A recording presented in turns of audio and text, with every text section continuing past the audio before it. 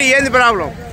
వీళ్ళు 8వ రోజు మా నిరసన దీక్ష ఏదైతే మహిళలకు మద్దతుగా ఉందో సాయి ఎక్స్పోర్ట్స్ సంస్థ డిఎంలు కానీ ఎండీలు కానీ కనీసం వీళ్ళని పట్టించుకోవడం లేదు. ఈరోజు 8వ రోజు. ఈ ఉద్యమం ఇట్లాగా తెలంగాణలో ఉద్యమం ఉన్నప్పుడు జరిగింది. మళ్ళీ ఇప్పుడు తెలంగాణ వచ్చినా కూడా ఈ బాధలు అనేది తప్పట్లేదు.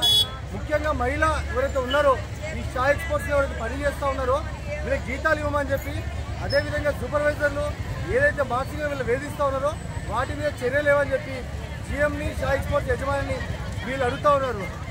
కానీ ఇక్కడ సాయి ఎక్స్పోర్ట్స్ మాత్రం దిగి రావట్లేదు. ఎన్ని రోజులైనా పర్లేదు, మా జీతాలు పెంచేంత వరకు కూడా ఇక్కడే ఉండి మేము ఆందోళన చేస్తాం, అదేవిధంగా శాంతియుతంగా నిరసన చేస్తామని చెప్పి వీళ్ళందరం కూడా కంకణ కట్టుకొని మరీ రోడ్ల మీద బయటేస్తూ ఉన్నారు. ఇది 8వ రోజు. కనీసం యాజమాన్యం దిగి రావట్లేదు. మరి వీళ్ళ జీతాలు ఇస్తారా ఇవ్వరా, మరి ఏ విధంగా అనేది మనం చూడాల్సిన అవసరం ఉంది. ఇంకొక విషయం ఏంటంటే అనేక మహిళలు మరి ఏమవుతుందో అంటే ఆందోళన చేస్తూ ఉన్నారు. మరి మన భవిష్యత్తు ఏ విధంగా ఉంది, మరి అదేవిధంగా ఈ యొక్క జీతభత్యాలు ఎప్పుడు పెంచుతూ ఉన్నారని చెప్పి అనుకుంటూ ఉన్నారు. అనేక రకమైన రాజకీయ పార్టీలు కూడా వస్తూ ఉన్నాయి. మేము కూడా సిపిఐ ఏఐటీసీగా వీళ్ళకి ఒకటే మేము యాజమాన్యం డిమాండ్ చేస్తున్నాం.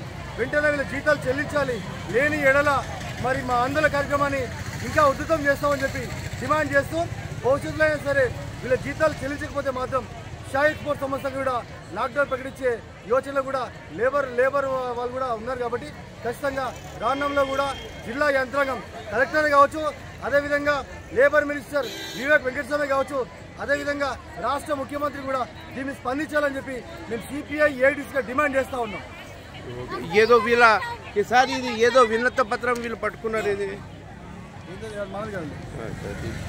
ठीक है, ये तो विनत पत्रम पట్టుకున్నారు. ఓకే ఓకే, बहुत बहुत धन्यवाद सर.